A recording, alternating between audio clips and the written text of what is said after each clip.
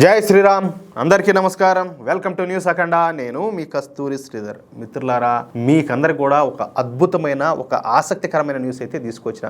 అమిత్ షా గారు తెలుసు కదా మీకు, మన దేశ హోంశాఖ మంత్రి వర్యులు. ఆయన ఏ విషయానైనా కూడా ఎటువంటి ఇబ్బంది లేకుండా, ఎటువంటి మొహమాటం కూడా లేకుండా ముక్కు సూటిగా చెప్పడం ఆయన నైజం. ఏ విషయంలోనూ ఎంత మాత్రం కూడా వెనక తగ్గరు. తాను చేయాలనుకున్నటువంటి పనిని చేసి చూపిస్తారు. ఇకపోతే గుజరాత్ హోంశాఖ మంత్రిగా పనిచేసినటువంటి రోజుల్లో ఒక్కొక్క తీవ్రవాదిని ఎన్కౌంటర్ చేయించి తీవ్రవాదులకు సింహస్వప్నంలా నిలబడినాడు మన అమిత్ షా గారు. ఈ క్రమంలోనే ఆయన జైలు కూడా పోవాల్సి వచ్చింది. ఎందుకంటే అప్పట్లో కేంద్రంలో ఇది ఉన్నింది, ఇది కాంగ్రెస్ ప్రభుత్వం. వాళ్ళు ఏం చేశారంటే లేనిపోయిన అబద్ధాలన్నీ చెప్పి, లేనిపోయిన అబద్ధపు సాక్ష్యాలన్నీ పుట్టించి ఎన్నో జైలు పాలు చేశారు. అయినా కూడా ఆయన ఏమైనా బెదురుతాడా? ఏమన్నానా? ఏం లే. కానీ ఎక్కడా కూడా అమిత్ షా గారు వెనక తగ్గనే లే. అది సరే, అయిపోయింది, ఏదో అయిపోయింది. ప్రస్తుతం అమిత్ షా గారు కేంద్ర హోంశాఖ మంత్రిగా బాధ్యతలు అయితే నిర్వహిస్తున్నారు. అంటే దేశంలో శాంతి భద్రతలను పర్యవేక్షించాల్సిన బాధ్యత మన అమిత్ షా గారి మీదనే ఉండాలి. అయితే మొన్న ఏప్రిల్ 22వ తేదీన పహల్గామ్ టూరిస్ట్ ప్లేస్లో ఈ ఉగ్రవాద దేశమైనటువంటి పాకిస్తాన్ తీవ్రవాదులు పెద్ద ఎత్తున కాల్పులు జరిపి మానవహోమం సృష్టించిన సంగతి మీ అందరికి కూడా తెలిసిందే. ఈ కాల్పుల్లో అమాయకులైనటువంటి హిందువులంతా కూడా చనిపోయినారు. ఈ విషయం మన అమిత్ షా గారిని ఎంతగానో కదిలించేసింది. అప్పుడే అమిత్ షా గారు ఒక కఠినమైనటువంటి ఒక నిర్ణయం తీసుకున్నారు. అదేమిటో చెప్పబోయే ముందు 2 ముక్కలు ఈ ఉగ్రవాద దేశమైనటువంటి పాకిస్తాన్ గురించి చెప్తా, ఓకేనా? పాకిస్తాన్ పూర్తిగా వ్యవసాయం మీదనే ఆధారపడి బతుకుతూ ఉంటుంది అన్నమాట. పాకిస్తాన్లో ఉన్న పరిశ్రమలు కూడా వ్యవసాయ ఆధారిత పరిశ్రమలే కావడం ఇక్కడ ప్రతి ఒక్కరు కూడా గుర్తుంచుకోవాల్సిన విషయం. అందుకే పాకిస్తాన్లో 70% మంది ప్రజలు ఈ వ్యవసాయము, అదేవిధంగా వ్యవసాయ ఆధారిత రంగాలపైన ఆధారపడి బతుకుతూ ఉంటారు. అంతేకాదు పాకిస్తాన్లో చేపల పెంపకం కూడా బాగా ప్రసిద్ధి చెందిందంటయా. ఈ విషయం నాకు ఇంతటి దాకా తెలియదు, నిజంగా చెప్తున్నా. ఈ చేపల పెంపకం ద్వారా ప్రతి సంవత్సరం పాకిస్తాన్ కోట్ల రూపాయలను అయితే సంపాదిస్తూ ఉంటుందంట. అలాగే తినుబండారాలన్నమాట, ఈ గోధుమ పిండి, బియ్యం పిండి, మైదా పిండితో చేసేటటువంటి ఈ తినుబండారాలను పాకిస్తాన్లో తయారు చేసి వాటిని అరబ్ దేశాలకు ఎగుమతి చేస్తూ ఉంటారంట. ఇకపోతే రొయ్యల విషయానికి వస్తే, ఇప్పుడు మన ఆంధ్రప్రదేశ్లో ఈ గోదావరి జిల్లాలో ఈ రొయ్యల సాగు విపరీతంగా చేస్తూ ఉంటారు. అక్కడ ఈ రొయ్యల సాగు ఎంత ఫేమస్సో ఈ పాకిస్తాన్లో కూడా రొయ్యల పెంపకం అంత ఫేమస్ అంట. అక్కడ ఈ రొయ్యల్ని పెంచి వాటిని అరబ్ దేశాలకు అమ్ముతా ఈ పాకిస్తాన్ వాళ్ళు కోట్ల రూపాయలు సంపాదిస్తూ ఉంటారంట. సరే, ఇక్కడ మీకు ఒక డౌట్ రావచ్చు, ఒరే స్వామి వాళ్ళకు తాగేదానికి నీళ్లు ఉండవు కదా, వాళ్ళు ఇంకా రొయ్యల పెంపకం అంటే దానికి నీళ్లు దండిగా అవసరం అవుతూ ఉంటాయి, నీళ్ళు ఎట్ చేస్తారని చెప్పి ఆ డౌట్ కూడా మీకు రావచ్చు. అది కూడా మీకు అర్థమయ్యేటట్టు చెప్తా. అయితే వీటన్నింటికీ ఆధారం వచ్చేసి సింధు నదీ జలాలు అన్నమాట. ఏంటి? సింధు నదీ జలాలు స్వచ్ఛమైనటువంటి హిమాలయ పర్వతాల నుంచి ప్రవహించేటటువంటి ఈ సింధు నది మూలంగానే ఈ పాకిస్తాన్లో వ్యవసాయ ఆధారిత పరిశ్రమలు, చేపల పెంపకం, రొయ్యల పెంపకం, చిప్స్, తినుబండారాల వ్యాపారాలన్నీ కూడా జరుగుతూ ఉంటాయి. అంటే ఇక్కడ ఒకదానికొకటి లింక్ ఉన్నదన్నమాట ప్రతి దానికి కూడా.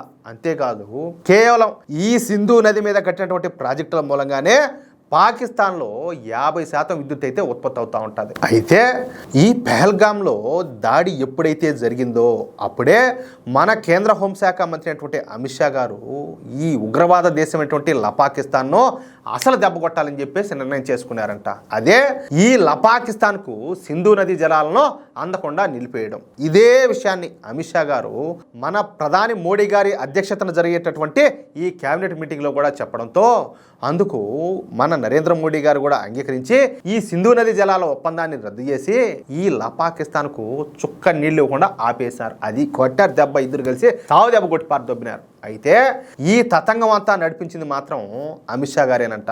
జలవనరుల శాఖ అధికారులతోనూ, అదేవిధంగా సివిల్ ఇంజనీర్లతోనూ, ప్రాజెక్ట్ ఎక్స్పర్ట్లతోనూ చర్చించి మన అమిత్ షా గారు ఈ సంచలనమైనటువంటి నిర్ణయాన్ని తీసుకున్నారు. అలాగే నిన్న ఒక జాతీయ మీడియా ఇంటర్వ్యూలో మాట్లాడుతా సింధు నదీ జలాల ఒప్పందాన్ని ఎటువంటి పరిస్థితుల్లో కూడా మళ్ళీ పునరుద్ధరించే ప్రశ్నే లేదు.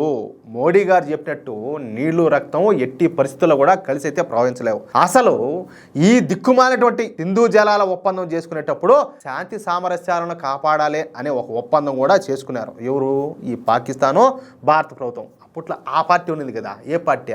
దశాబ్దాల పాటు ఈ రోగమై పట్టి పిడిచింది కదా మన దేశాన్ని, ఆ పార్టీ. కానీ ఈ ఒప్పందానికి ఈ ఉగ్రవాద దేశమైనటువంటి పాకిస్తాను అనేక సార్లు తూట్లు పొడి చేసింది. ఈ ఒప్పందం తర్వాత ఈ పాకిస్తాను మన భారతదేశంతో 3 యుద్ధాలు చేసింది. అయినా కూడా మేము క్షమించాం ఏమే, కానీ ఇక ఎంత మాత్రం కూడా సహించే ఓపిక అయితే మాకు లేదు. మేము ఇకపైన ఏ ఒక్క భారతీయ ప్రాణాలను కూడా కోల్పోదలుచుకోవాలా. అందుకే ఈ సింధు నది జలాల ఒప్పందాన్ని పూర్తిగా రద్దు చేసుకున్నాం. ఆ అధికారం మాకు ఉండాది కాబట్టే మేము ఈ ఒప్పందాన్ని రద్దు చేసుకున్నాం అని చెప్పేసి కొండ బద్దలు కొట్టేశాడు. ఇక ఈ సింధు నది పైన 6 ప్రాజెక్టులు అయితే నిర్మించబోతున్నాం. ఏమే, ఈ ప్రాజెక్టుల ద్వారా ఈ సింధు నది జలాలను రాజస్థాను, గుజరాత్, మహారాష్ట్ర మీదుగా దక్షిణ భారతదేశానికి తీసుకెళ్లాలని చెప్పేసి మేము ఆలోచన చేస్తున్నాం. చూడండి ఎంత గొప్ప ఆలోచన. ఎందుకు ఇవ్వాలి మనం పాకిస్తాన్కి నీళ్ళు? ఇప్పటికి కూడా మా దేశంలో చాలా ప్రాంతాలు కరువుతా నకనకలాడిపోతా ఉంటాయి. వాళ్ళకు పంపిస్తే పోయా కెనాల్ వాడతారు, కెనాల్తో పాటు పంపిస్తారు నీళ్లు. ఏమవుతుంది? దేశం అంతా కూడా సస్యశ్యామలంగా ఉంటుంది. వాళ్ళకి ఎందుకు ఇవ్వాలి మనం నీళ్ళు? అవునా కాదా? ఇప్పుడు గుజరాత్ గతంలో కూడా నీటి కొరత చాలా ఇబ్బంది పడతా ఉన్నది. నరేంద్ర మోడీ గారు ప్రధానమంత్రి అయిన తర్వాత నర్మదా కెనాల్ స్టార్ట్ చేసి గుజరాత్ రాష్ట్రాన్ని సస్యశ్యామలం చేశారు. అదే విధంగా దేశం అంతా కూడా సస్యశ్యామలం అవుతుంది. ఏమవుతుంది? మొత్తం అంతకుముందు ఒకసారి ఆలోచన చేశారు కదా, ఈ నదులన్నింటినీ కూడా లింకప్ చేయాలనేసి. అదే విధంగా చేస్తారు. దేశం అంతా కూడా పచ్చగా ఉంటుంది. నీటి కొరత అనేది లేకుండా, కరువు అనేది లేకుండా రైతులు ప్రజలంతా కూడా సంతోషంగా ఉంటారు. ఇబ్బంది ఏముండదు. ఫస్ట్ మనకు కావాల్సినది కదా మనం చూసుకోవాలి. ఆ పక్కన వాళ్ళు ఏడ తెచ్చే మనకేమంటారే.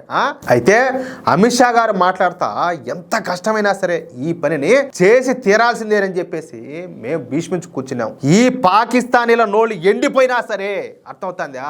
పాకిస్తానీల భూములు బీడిపోయినా సరే మాకు అనవసరం, దెబ్బకు దెబ్బ తీయాల్సిందని చెప్పేసి అమిత్ షా గారు తేల్చి పారేశారు. అది అట్ట మాట్లాడాలా, అది ఆ మాదిరి మాట్లాడాలంటే దమ్ము ఉండాలా. అవునా కాదా? పాకిస్తాన్ ప్రజల నోళ్ళు ఎండిపోయినా పర్వాలేదు అన్న మాటలు మాట్లాడడం అనేది చాలా చాలా పెద్ద విషయం. మీకు అర్థమవుతుందా లేదా? ఈ విషయంలో అమిత్ షా గారు చూపించినటువంటి దమ్ముకు, చొరవకు ఖచ్చితంగా ప్రతి భారతీయుడు కూడా హ్యాట్స్ ఆఫ్ చెప్పాల్సిందే. అది విషయం. అది దమ్మంటేనో ఏమంటారా? ఎట్లా న్యూస్ అదిరిపోయింది కదా మిత్రులారా. ఈ న్యూస్ కనుక మీకు నచ్చినట్లయితే ఖచ్చితంగా ఈ న్యూస్ నలుగురికి షేర్ చేయండి. అదేవిధంగా ప్రతి ఒక్కరు కూడా మీ యొక్క అమూల్యమైనటువంటి అభిప్రాయాలను స్పష్టంగా కామెంట్ రూపంలో తెలియజేయండి. ఇంకో విషయం ఏంటంటే, ఇంతవరకు మీరు కనుక మన ఛానల్ను సబ్స్క్రైబ్ చేసుకున్నట్లయితే ప్రతి ఒక్కరు కూడా మన ఛానల్ను సబ్స్క్రైబ్ చేసుకోండి, సపోర్ట్ చేయండి ప్లీజ్. జై శ్రీరామ్, జై హింద్.